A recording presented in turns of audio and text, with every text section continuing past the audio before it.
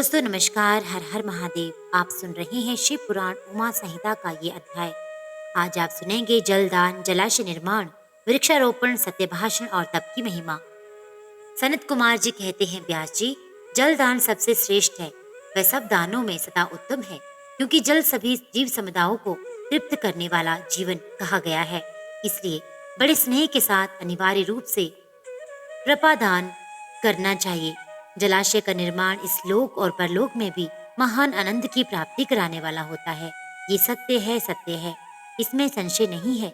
इसलिए मनुष्य को चाहिए कि वे कुआं, बावड़ी और तालाब बनवाए। कुएं में जब पानी निकल आता है, तब वह पापी पुरुष के पाप कर्म का आधा भाग रह लेता है तथा सत्कर्म में लगे हुए मनुष्य के सदा समस्त पापों को हर लेता है।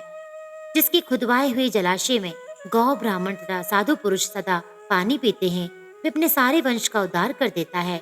जिसके जलाशय में गर्मी के मौसम में भी अनिवार्य रूप से पानी टिका रहता है, वे कभी दुर्गम एवं विषम संकट को नहीं प्राप्त होता।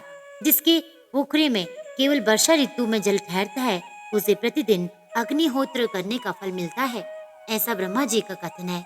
जिसके तड़ाग में शरत काल तक जल ठहरता है, उसे सहस्त्र गोदान का फल मिलता है, इसमें संशय नहीं है। जिसके तालाब में हेमंत और शिशिर ऋतु तक पानी मौजूद रहता है, बहुत सी सुवर्ण मुद्राओं की दक्षिणा से युक्त यज्ञ का फल पाता है।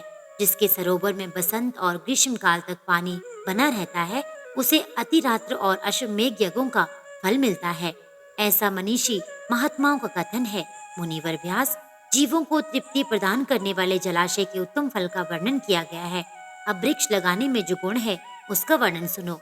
जो वीरान एवं दुर्गम स्थानों में वृक्ष लगाता है, वे अपनी बीती तथा आने वाली संपूर्ण पीढ़ियों को तार देता है।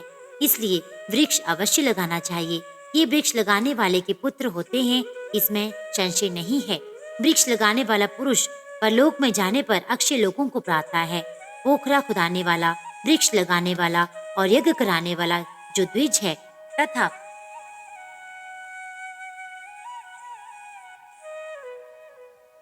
दूसरे सत्यवादी पुरुष ये स्वर्ग से कभी नीचे नहीं गिरते।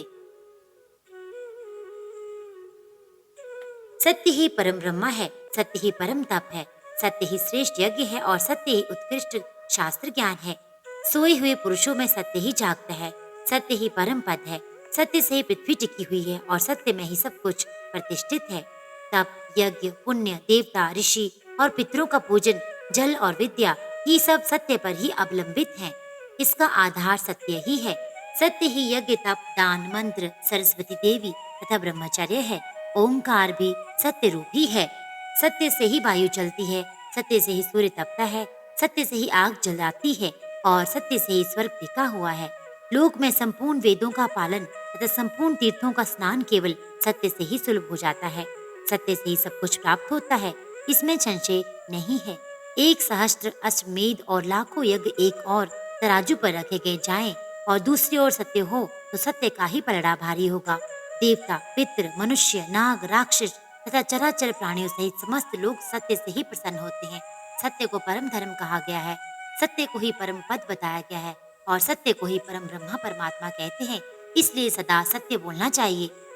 सत्य परायण मुनि अत्यंत दुष्कर तप करके स्वर्ग को प्राप्त हुए हैं तथा सत्य धर्म में अनुरक्त रहने वाले सिद्ध पुरुष भी सत्य से ही स्वर्ग के निवासी हुए हैं। अतः सदा सत्य बोलना चाहिए। सत्य से बढ़कर दूसरा कोई धर्म नहीं है। सत्य रूपी तीर्थ अगाध, विशाल, सिद्ध एवं पवित्र जलाशय है। उसमें योग युक्त होकर मन के द्वारा स्नान करना चाहिए। सत्य को परम पद कहा गया है। जो मनुष्य अपने लिए, दूसरों के लिए अथवा अपने बेटे के लिए भी झूठ नहीं बोलते, वही स्वर्गगामी होते हैं।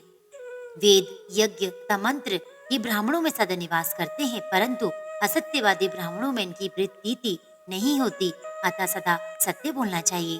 तदनंतर तप की बड़ी भारी महिमा बताते हुए सनत कुमार जी ने कहा, मुने, संसार में ऐसा कोई सुख नहीं है जो तपस्या के बिना सुलभ हो। तप से ही सारा सुख मिलता है। इस बात को वेद वेदा पुरुष जानते हैं। ज्ञान, विज्ञान, आरोग्य, सुंदर रूप, सौभाग्य तथा शाश्वत सुख तप से ही प्राप्त होते हैं। तपस्या से ही ब्रह्मा बिना परिश्रम के ही संपूर्ण विश्व की सृष्टि करते हैं। तपस्या से ही विष्णु इसका पालन करते हैं। तपस्या के बल से ही रुद्रदेव संहार करते हैं तथा तप के प्रभाव से ही शेष अशेष भूमंडल को धारण करते हैं। तो दोस्तों, ये अध्याय यहीं पे संपन्न होता है। आने वाले अध्याय में आप सुनेंगे वेद और पुराणों के स्वाध्याय तथा विविध प्रकार के दान की महिमा, नरकों का वर्णन तथा उनमें गिराने वाले पापों का दिग्दर्शन, पापों के लिए सर्वोत्तम प्रायश्चित, शिव स्मरण तथा ज्ञान के महत्व का प्रतिपादन। आपका दिन शुभ हो। हर हर महादेव।